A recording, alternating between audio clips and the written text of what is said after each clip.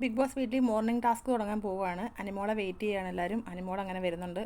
അപ്പം അതിലെയാണ് വായിക്കുന്നത്. ഇത് നിങ്ങളുടെ മോർണിംഗ് ടാസ്ക്.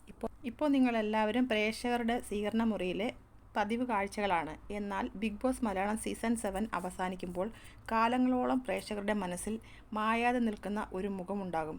അതുപോലെ ഓർക്കാൻ തക്കവണ്ണം ഒന്നുമില്ലാത്ത, പ്രേക്ഷകരുടെ മനസ്സിൽ ഇടം പിടിക്കാത്ത ഒരു വ്യക്തിയും ഉണ്ടാകും. ഇത്തരത്തിൽ ബിഗ് ബോസ് സീസൺ 7 അവസാനിച്ചാലും ജനങ്ങളുടെ മനസ്സിൽ എന്നും ഇടം പിടിച്ച് നിലനിൽക്കുന്ന ഒരാളുടെ പേരും ഒരിക്കലും ഓർക്കാൻ സാധ്യതയില്ലാത്ത ഒരു വ്യക്തിയുടെ പേരും കാരണങ്ങൾ സഹിതം വ്യക്തമാക്കുക എന്നതായിരുന്നു മോർണിംഗ് ടാസ്ക്.